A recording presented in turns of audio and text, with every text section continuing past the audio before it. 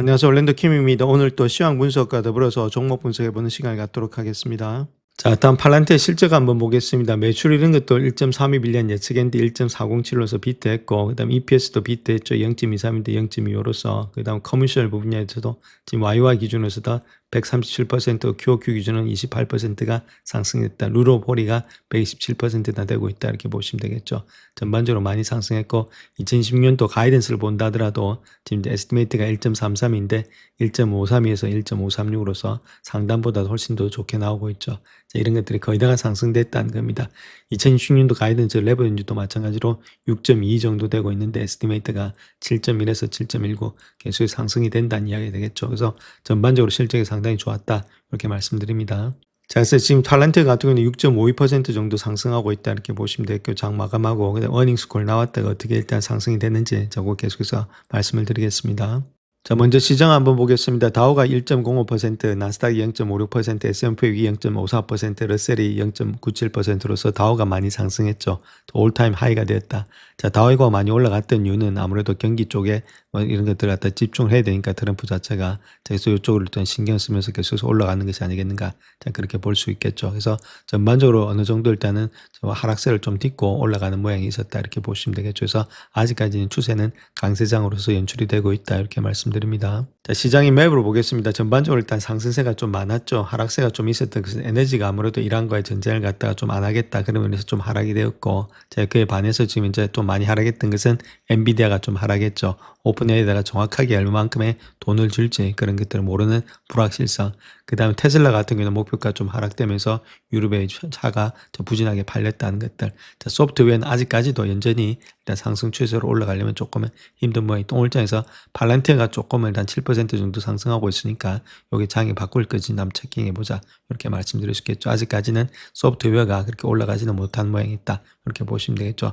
자, 전반적으로 봤을 때 빅테크 중심으로 올라가는 종목들은 계속 상승되고 있는데 그렇지 않은 종목들은 좀 하락이 되고 있었다. 그래서 아무래도 반도체 중심으로 상당히 많이 올라갔는데 엔비디아라든지 브로드컴 외에는 상승의 모습이 있었다. 이렇게 말씀드릴 수 있겠죠. 그 다음에 월마다하고 코스 역시도 좀 상승이 있었다. 이렇게 우리가 보시면 되겠습니다. 자, 하루 동안의 퍼포먼스 보시게 되면 11개 섹터 중에서 8개가 상승하고 있으니까 아직도 추세는 상승 중에 있다. 이렇게 보시면 되겠고, 컨슈머 디펜스 있죠. 자, 아무래도 월마시라든지 코스코 이런 것들이 올라갔고, 그 다음 파이낸셜, 그 다음 인더스트리얼, 이런 식으로 일단 다우 종목들이 많이 올라갔다는 겁니다. 자, 반면에 지금 이제 테크놀로지, 이제 컨슈머 커뮤니케이션 서비스 이런 것들은 소강상세를 보였다. 이렇게 말씀을 드릴 수 있겠죠. 그래서 전반적으로 봤을 때는 아무래도 다우 중심으로 장이 올라갔다. 이렇게 말씀드립니다. 자, 오늘 S&P 500 지수 한번 보겠습니다. 어제장에서 좀 많이 내려왔던 것이 다시금 반등되면서 지금 50일 이평선선 받고 다시 올라가는 모양이 있죠. 그 추세가 아직까지는 상승 중에 있기 때문에 우리가 털 필요는 없다. 이렇게 보시면 됩니다. 그래서 좁게 보신다 하더라도 주가가 올라가서 옆으로 눕고 있는데 여기서 우리가 털 필요는 없겠다. 이렇게 말씀을 드릴 수 있겠죠. 그래서 고점을 돌파하면서 계속해서 200일선을 타고 가는 그런 입장이 있죠. 그렇다 아직까지는 추세는 상승되고 있다. 자, 그렇다면 그렇게 되는 원인은 어디 있느냐 했을 때 결론적으로 아직까지 기업의 실적이 받침을 받고 있기 때문에 주가가 떨어질 때마다 계속해서 매수세가 되로는 그런 양상이 있다. 이렇게 말씀을 드립니다. 자, 다음 다우지수 한번 보겠습니다. 다우가 1.05% 올라가면서 좀 주도주 역할을 하고 있죠. 자, 다우가 가는 이유는 자, 트럼프가 다우 쪽에 일단 신경을 많이 쓴다는 겁니다. 저 경기 쪽에 신경을 많이 쓰고 있다는 게 좀 만약에 이게 잘못되면은 자, 램덕에 빠지니까 어쨌든 이겨야 되기 위해서는 경기를 일단 진작시켜야 되니까 이쪽에 다우 쪽이 좀 올라가고 있다. 이렇게 보시면 되겠고. 자, 반면에 나스닥은 0.57이니까 그게 많이 올라가진 않았죠. 자, 그럼에도 불구하고 주가 자체가 올라가서 옆으로 눕고 있는 그런 가운데 있다. 이렇게 보시면 되겠고. 러셀은 한 며칠 정도 하락을 했습니다. 한 5, 6일 정도 그에 따른 반발 매수세가 들어왔다. 이렇게 말씀드립니다. 자, 2년물 금리 한번 보겠습니다. 2년 금리는 1.48%나 상승하면서 금리가 일단 하락하는 것이 조금은 멈추는 그런 가운데 있죠. 2년물 금리도. 그 다음 10년물 금리는 1.04% 상승했고 30년물도 0.80% 상승했다. 자, 금리 자체가 거의 다 하락되지 않고 다시금 올라가는 모양이 있다. 자, 금리가 올라가는 이유는 아무래도 케빈 워시라든지 아무래도 연준 의장을 새로 나미네했던 것들이 좀 지명했던 것들이 이렇게 형성되고 있는 것이 아니겠는가. 그렇게 볼 수가 있겠죠. 반면에 빅스 지수도 좀 많이 내려갔습니다. 6% 정도 하락되면서 16.30으로서 20까지 올라갔던 것이 조금 많이 누그러뜨리면서 공포지수는 좀 많이 없어졌다. 그렇게 보시면 되겠고. 자, 그에 반해서 지금 이제 오일 가격이 있죠. 이란과의 전쟁이 좀 안 일어나겠다. 그런 걸로 인해서 아무래도 유가가 많이 떨어져 있던 모습이 있다. 69불, 62불대까지 올라와 있는 상태에 있다. 이렇게 말씀을 드릴 수 있겠고, 자, 골드 가격은 좀 많이 떨어져 있습니다. 골드 가격은 계속해서 하락된 반면에 덱스 지수 있죠. 지금 말해서 지금 달러 지수는 좀 많이 올라가고 있다. 달러가 올라가고 있다는 것은 아무래도 케빈 호시의 영향이 많이 크다는 거겠죠. 그런 것들이 반영되고 있다. 이렇게 올라가는 이유는 어느 정도 그 시장에 대해서 좀 믿음이 가는 사람이 들어왔다. 그 말을 하고 있습니다. 안 그랬으면은 믿음이 없는 사람이 있을 때는, 트럼프만 있을 때는, 독불장구로 갈 때는 금이 올라가고 있고 달러는 완전히 개판이 되는데, 저 사람이 제대로 된 사람이 오니까 아무래도 달러는 어느 정도 진정이 되고 있고 올라갔던 금값도 조금은 수그러들고 있다. 이렇게 말씀드립니다. 자, 먼저 시장 한번 보겠습니다. 다우가 1.05%, 나스닥이 0.56%, S&P 0.54%, 러셀이 0.97%로서 다우가 많이 상승했죠. 올타임 하이가 되었다. 자, 다우가 많이 올라갔던 이유는 아무래도 경기 쪽에 이런 것들 갖다 집중을 해야 되니까 트럼프 자체가 그래서 이쪽으로 일단 신경 쓰면서 계속 올라가는 것이 아니겠는가. 자, 그렇게 볼 수 있겠죠. 그래서 전반적으로 어느 정도 일단은 하락세를 좀 딛고 올라가는 모양이 있었다. 이렇게 보시면 되겠죠. 그래서 아직까지는 추세는 강세장으로서 연출이 되고 있다. 이렇게 말씀드립니다.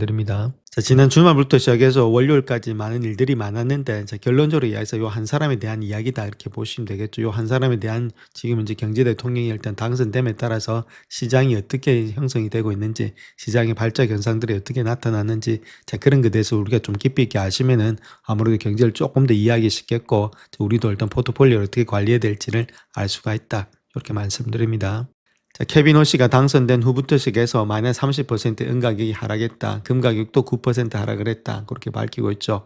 또한 평범한 발표 하나가 정말로 시장을 무너뜨렸는데, 그렇다면 왜 그런 이유가 되는지, 자, 그게 알아봐야 되겠고, 정말로 이게 평범한 발표인지는 우리가 한 번 더 깨달아 봐야 된다. 이렇게 말씀드립니다. 자, 거기에는 두 명의 케빈이 있었다는 겁니다. 미국 경제의 영혼을 건 성부가 있었다. 이렇게 보시면 되는데, 그 철학이 달랐다는 거죠. 그 철학이 두 가지가 부딪히다 보니까 시장이 많이 혼돈이 된 거 아니겠는가. 자, 그렇게 볼 수가 있는데, 자, 왼쪽에 있는 사람은 하셋입니다. 케빈 하셋이고, 똑같이 두 명의 케빈이죠. 그래도 왼쪽, 오른쪽에 있는 것은 워시다. 이렇게 보시면 되는데, 자, 케빈 하셋 같은 핵심 브레인이고, 하버드 나와가지고 경제학자죠.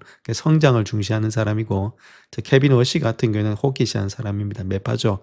그래서 시장의 규율이라든지 건전한 통화 이런 것들을 유지하는 사람이다.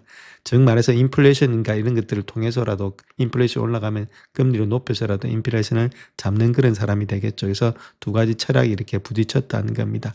자, 그로 인해서 지금 현재 모습에서 아무래도 시장이 많이 왔다 갔다 하지 않았나 그렇게 보여지고 있고, 원래는 이제 요 사람이 일단은 예측을 하면서 이런 식으로 일단 뽑히게 되면은 금리가 내려가면서 큰 폭의 일단 시장이 뛸 줄 알았는데, 자, 요 사람이 뽑힘에 인해서 시장이 일단 철학이 좀 달라지면서 시장에 혼돈이 왔다. 자, 그렇게 보시면 되겠습니다. 자, 그래서 시장은 단순히 사람이 바뀌었다. 자, 그걸로만 끝난 게 아니라는 거죠. 15년 동안 이지만이 있죠. 금리가 낮아가지고 계속해서 누구나 쉽게 돈을 빌릴 수 있는 그런 유동성 바뀌는 끝났다. 즉 말해서 양적 완화를 계속해서 돈을 갖다 붙지는 않겠다. 자, 그 이야기를 하고 있죠. 자, 그런 것들이 시장에서 인식이 되면서 시장 자체가 약간의 발작이 일어났다. 이렇게 말씀을 드립니다. 자, 그렇게 하면서 이야기했던 것이 트럼프의 이야기입니다. 센트럴 캐스팅이다. 그렇게 이야기하면서 역대 가장 위대한 연준 의장 중에 한 명이 될 거다. 이렇게 말하고 있는데, 센트럴 캐스팅, 즉 말해서 영어로 취재하면 영화에 딱 맞는 사람이다. 딱 맞는 주인공이다. 그 이야기를 하고 있죠. 즉 말해서 모건 스탠리 출신에다가 연준 이사, 시장에 신뢰를 준다. 그 다음에 권위적인 이미지를 가지고 있다. 자, 그러니까 당연히 일단 어느 정도 일단 픽업을 잘했다. 자, 그렇게 이야기를 했다는 겁니다. 자, 그랬던 이유가 있는데, 트럼프가 워시를 선택했던 세 가지 이유에 대해서 우리가 알아봐야 되는데, 자, 첫 번째는 일단 매파적인 이미지라는 거죠. 매파적인 이미지를 통해서 장기 국채 금리를 좀 막아준다는 거겠죠. 매파적인 이미지니까. 자, 아무래도 금리를 갖다가 자기는 나머지 막 그렇게 큰 폭으로만 내린다 이런 식으로 생각을 하지 않기 때문에 장기 금리를 좀 막아준다는 것들. 그 다음 두 번째는 케빈 헬셋 있죠. 헬셋은 그대로 백악관에 남겨두겠다. 그러니까 투 트랙을 가져가겠다는 거죠. 요 사람하고 요 사람 두 가지를 다 이용하겠다. 자, 세 번째는 상온의 인준이 쉽겠죠. 헬셋보다는 달랑이보다는 쉽게 일단 인준이 통과될 거다. 요 세 가지를 갖다가 트럼프가 워시를 선택한 이유가 되지 않나 좀 그렇게 보여집니다. 자, 그래서 워시 독트린에 한 3대 축이 있는데, 첫 번째는 AI 생산성의 태재가 있다. 즉 말해서 인플레이션 없이 성장을 이끄는 AI 힘에 대한 믿음이 있다.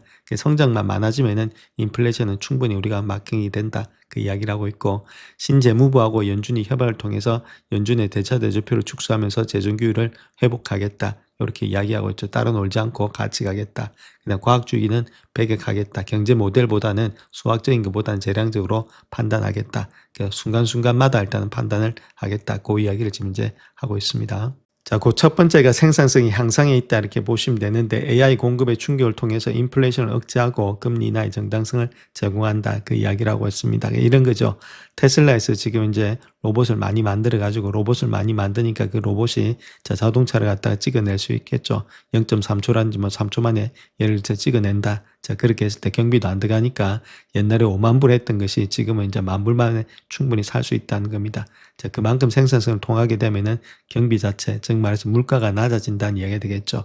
자 물가가 낮아지니까 당연히 금리를 인하할 수 있다는 겁니다. 옛날에는 물가가 상승됐으니까 금리를 인상했어야 되는데 자 금리 인하의 정당성을 제공한다. 그것이 AI 생산성이다. 자 요게 일단 포커스를 하겠다는 것이 현재의 독트린이다. 워시 독트린이다. 자 그렇게 보시면 되겠고 자 그런 것들이 되기 때문에 이런 것들이 되는 견제하에서는 아무래도 신재무부와 연준이 협업이 될 수 있다. 그래서 연준의 대차 대조표를 축소하고 재정 규율의 회복을 목표로 하는 정책이 있다. 그래서 패드에서 셀 에셋을 하겠다. 그렇게 이야기하고 있죠. 그래서 MBS라든지 아니면 반드 있죠. 이런 것들. 자, 그런 것들을 완전히 없애겠다. 그 이야기를 하고 있습니다. 자, 없애겠다는 게 어느 정도 축소를 하면서 제대로 하겠다. 무조건 이제 옛날처럼 다 사주면서 그랬다가 돈을 갖다가 풀겠다. 자, 그렇게 하진 않겠다는 거죠. 생산성에다가 초점 맞추지 돈을 푸는 QT를 하지 않게, QE를 하지 않겠다. 그 이야기를 하고 있습니다. 그러니까 시장이 조금 일단 의하게 매파적으로 받아들이면서 시장이 왔다 갔다 하는 그런 장세가 됐다. 이렇게 우리가 보시면 되겠습니다. 자, 세 번째는 정책에 관한 건데 정책에서는 이때까지는 점도표를 찍어가면서 미래를 예측했다는 겁니다. 이제부터는 그런 거 하지 않고 유도리 있게 그때그때 상황에 맞춰서 따라가겠다. 그 이야기를 하고 있죠. 그것이 케빈 워시가 이야기하고 있는 세 가지 독트린이다. 이렇게 말씀드릴 수 있겠고 자 그렇게 했을 때 가장 중요한 것은 은행의 족쇄를 풀어준다는 겁니다. 즉 바델들의 엔드게임을 종언하겠다. 그렇게 말하고 있죠. 자, 그 이야기가 어떤 이야기냐면 일단은 바젤 엔드게임은 미국의 엔드게임이 아니다. 세계화에 맞추는 것이 아니라 자, 미국이 주체가 돼서 세계가 미국을 맞춰야 된다. 그 이야기를 하고 있죠. 자, 그래서 아무래도 지금 이제 이런 것들이 시장의 족쇄를 풀어준다. 그렇게 말씀드릴 수 있는데 자, 무슨 뜻이냐면은 은행의 새로운 규제를 갖다가 자기 스스로 가져오겠다는 겁니다. 즉 SLR 이야기를 하고 있는데 자, 요걸 봤을 때는 지금 이제 보통 은행이 보유해야 될 자기 자본이 있습니다. 그 자기 자본 비율이 있는데 자, 그 국제적인 게 있죠. 뭐 5%, 뭐 5%를 채워라. 자, 그런 식으로 있는데 자기는 더 이상 이런 것들에 얽매이지 않겠다는 거겠죠. 1%든 0.1%만 그걸 채우고 나머지 금액은 어디다 돈을 풀겠다는 이야기입니다. 즉 말해서 기업 대출로도 풀겠고, 자, 그 다음에 신용 대출로도 풀겠고, 주택 대출로도 풀겠고, 주주 배당도 주겠고, 그 다음 은행 간에 지역은행 간에 합병도 충분히 할 수 있게끔 하겠고, 돈을 푼다는 말입니다. 결론적으로 QE를 하겠다는 거겠죠. 즉 말해서 지금 이제 자기는 연준은 QE를 하지 않는데 은행을 통해서 QE를 하겠다. 자, 그 이야기를 하고 있죠. 그것이 새로운 규제 환경이다. 자, 그렇게 우리가 보시면 되겠습니다. 자, 일단 시장의 승자와 패자는 어떻게 갈리느냐. 그렇게 했을 때 시장이 재편이 된다는 이야기입니다. 즉 말해서 테크주, 그 다음 산업주, 그 다음 리얼리스테이트, 부동산, 파이낸셜 이런 데 있어서 시장 자체가 완전히 왔다 갔다 하면서 좀 섹터별로서 움직임이 많이 생긴다. 자, 그 이야기를 하고 있죠. 그래서 좀 구체적으로 봤을 때는 금융 부분이 있죠. 아무래도 강세가 되겠죠. 규제 완화라든지 이런 것들이 모두가 개선이 되니까 돈이 풀어주면서 그래서 금융주는 상당히 강세가 될 것으로 보여지고 있고 자, 부동산 당연히 약세가 되겠죠. MBS 매각하고 금리 상승이 일어날 수 있으니까 이런 것들 아무래도 좀 약세가 된다.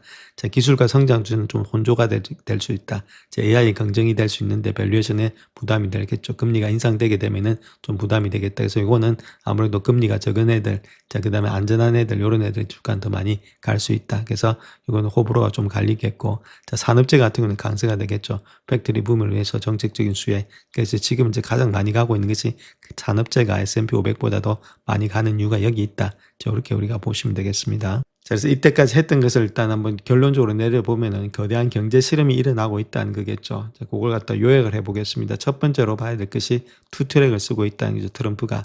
첫 번째는 백악관의 헤셋을 두문해서 재정정책을 가져가겠다. 배센터와 함께. 그 다음 연준에는 일단은 이제 워시를 갖다 주면서 통화 정책을 가져가겠다. 재정과 통화를 해서 이걸 같이 가겠다. 자, 그 이야기를 하고 있죠. 근데 가장 중요한 것은 생산성이 일어나야 된다는 겁니다. AI를 통해서 생산성이 안 일어나면은 게임이 오버되겠죠. 그래서 생산성이 일어나서 물가가 내려가고 있고 그래서 금리를 낮출 수가 있다. 자, 그게 돼야 되는데 과연 AI 생산성이 그만큼 늘어날지를 우리가 체킹해야 된다. 여기다가 포커스를 둬야 되겠고 그다음 나머지는 일단 이때까지는 계속해서 밸런시를 갖다가 늘리면서 채권을 다 사줬는데 이제부터는 더 이상의 채권은 사주지 않겠다. 그 이야기를 하고 있죠. 자, 그러니까 이제부터는 조금 포트폴리오 할 때 상당히 신경 써야 된다. 그 이야기를 하고 있습니다. 옛날에는 무조건 사가지고 자산 가치를 올려줬는데 지금부터는 그런 거 하지 않겠다. 이런 것들이 핵심 요약이다. 이렇게 말씀드립니다.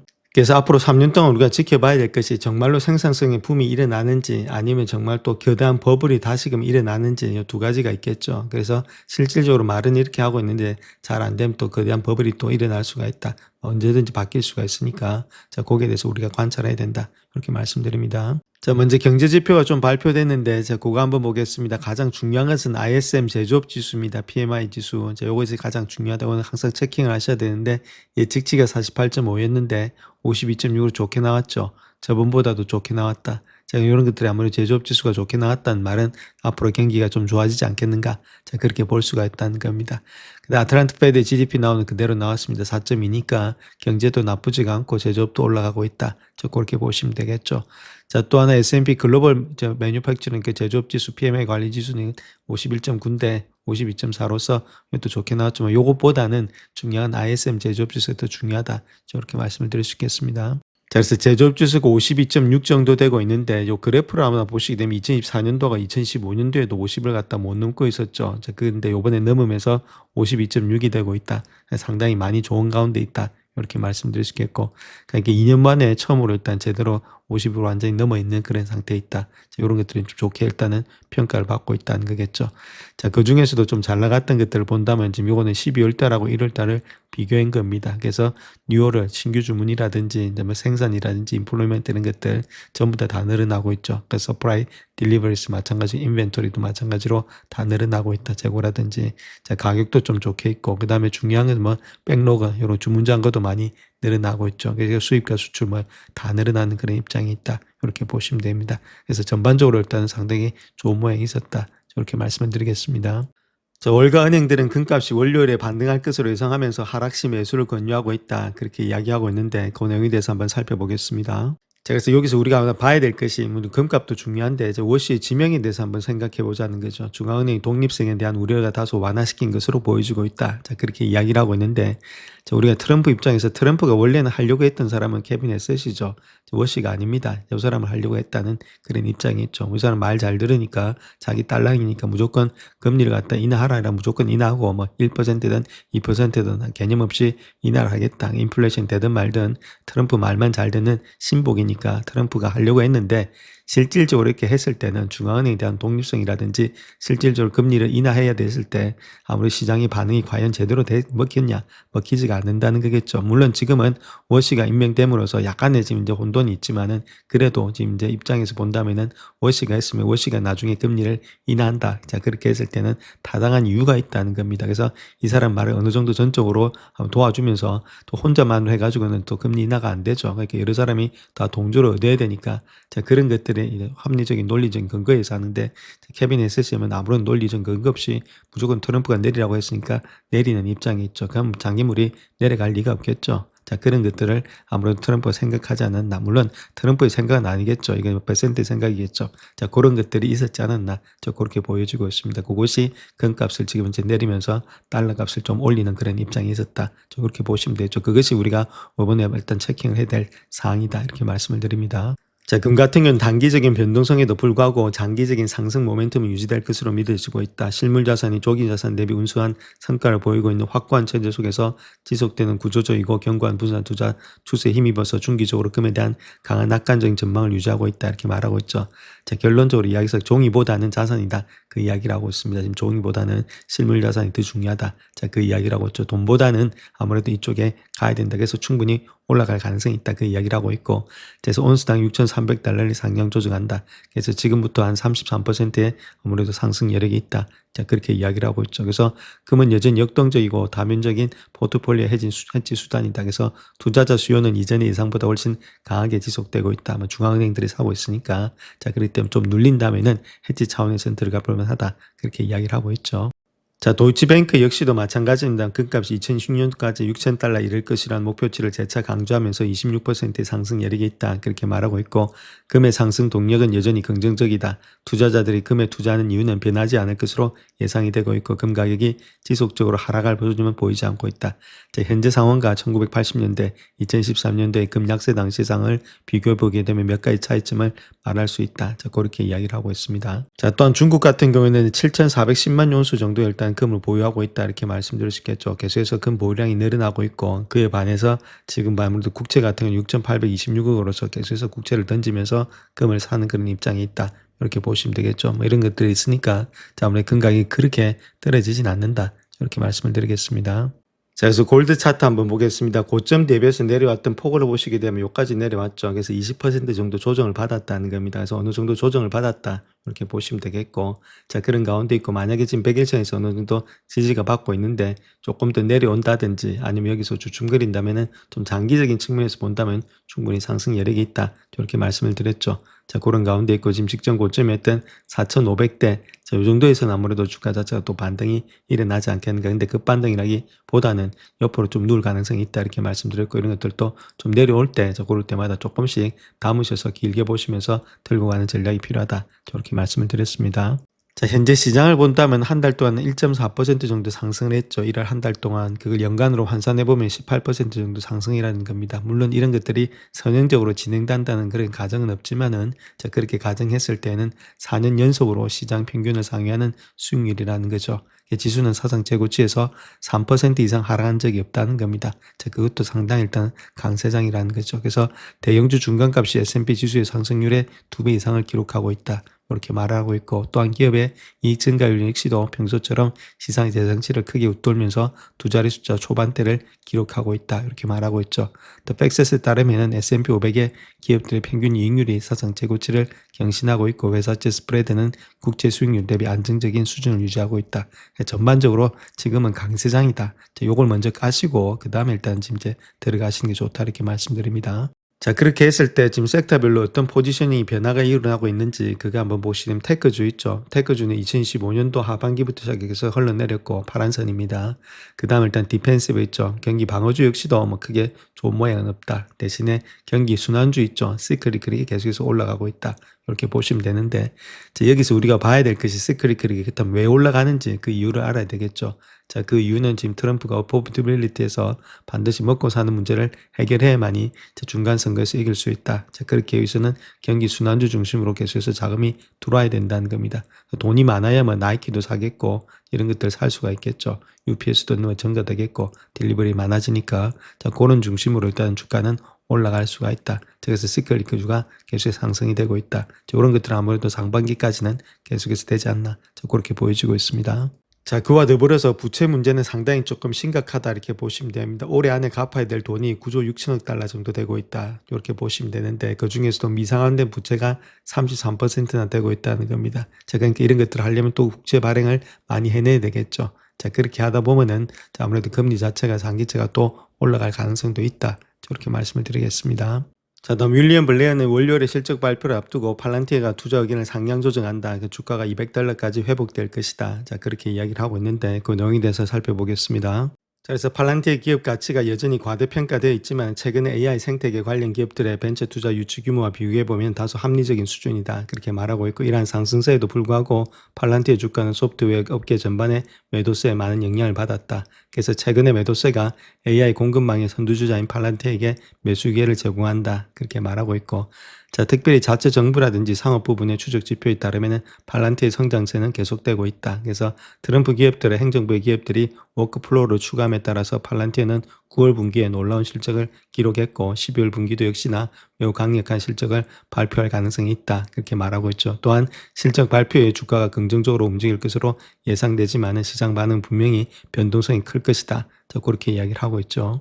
그래서 지난 분기처럼 실적 발표에 주가가 하락한다 하더라도 향후 12개월 동안은 주가는 $200 이상으로 회복될 것으로 보여지고 있다. 그런 경쟁적인 요인들에는 초고속 성장, 마진의 확대가 지속될 수 있음을 시사하고 있기 때문이다. 그렇게 말하고 있죠. 그래서 특별히 영업이익률이 향후 5년 동안 50에서 65%로 증가될 것으로 예상이 되고 있고, 지속적인 매출의 성장, 마진 확대에 힘입어서 팔란티어가 2030년도까지는 최소 $70억 잉여형 프리캐시플로를 창출할 것이다. 그렇게 이야기를 하고 있죠. 자, 그런 가운데 있기 때문에 평균가는 아무래도 188불 정도가 되지 않겠나 그렇게 보여주고 있고, 자, 최고 목표가는 뭐 255불까지 주는데 200불까지 직전 고점까지는 충분히 갈 수 있다. 자, 그 이야기를 하고 있습니다. 자, 다음 비트코인 한번 보겠습니다. 비트코인 같은 75,000대에서 어느 정도 반등이 일어났다 이렇게 보시면 되고, 중요한 자리다. 저항이었고 이것도 지지였고, 지지였기 때문에 중요한 자리였다 이렇게 말씀을 드릴 수 있겠습니다. 그래서 좀 반등이 일어나서 계속 상승해야 되는데 아직까지는 조금 더 지켜볼 때다 이렇게 말씀드릴 수 있겠죠. 이 라인대를 강하게 깬다면 아직까지는 하락의 추세가 되고 있는데,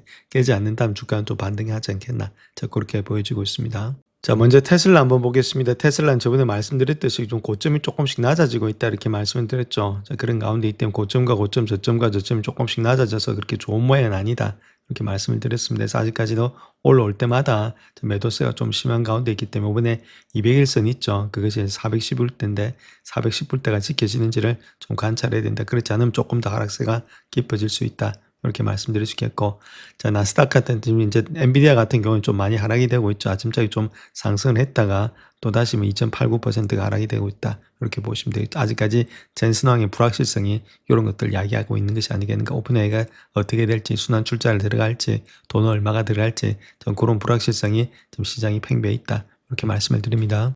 자, 다음 비트코인 한번 보겠습니다. 비트코인 같은 75,000대에서 어느 정도 반등이 일어났다 이렇게 보시면 되고, 중요한 자리다. 저항이었고 이것도 지지였고, 지지였기 때문에 중요한 자리였다 이렇게 말씀을 드릴 수 있겠습니다. 그래서 좀 반등이 일어나서 계속 상승해야 되는데 아직까지는 조금 더 지켜볼 때다 이렇게 말씀드릴 수 있겠죠. 이 라인대를 강하게 깬다면 아직까지는 하락의 추세가 되고 있는데, 깨지 않는다면 주가는 또 반등이 하지 않겠나, 자, 그렇게 보여지고 있습니다. 자, 먼저 테슬라 한번 보겠습니다. 테슬라는 저번에 말씀드렸듯이 좀 고점이 조금씩 낮아지고 있다 이렇게 말씀을 드렸죠. 자, 그런 가운데 이때 고점과 고점, 저점과 저점이 조금씩 낮아져서 그렇게 좋은 모양은 아니다 이렇게 말씀을 드렸습니다. 그래서 아직까지도 올라올 때마다 매도세가 좀 심한 가운데 있기 때문에 이번에 200일선 있죠. 그것이 410불대인데 410불대가 지켜지는지를 좀 관찰해야 된다. 그렇지 않으면 조금 더 하락세가 깊어질 수 있다. 이렇게 말씀드릴 수 있겠고, 자, 나스닥 같은 이제 엔비디아 같은 경우는 좀 많이 하락이 되고 있죠. 아침장에 좀 상승을 했다가 또 다시 뭐 2.89%가 하락이 되고 있다. 이렇게 보시면 되겠죠. 아직까지 젠슨왕의 불확실성이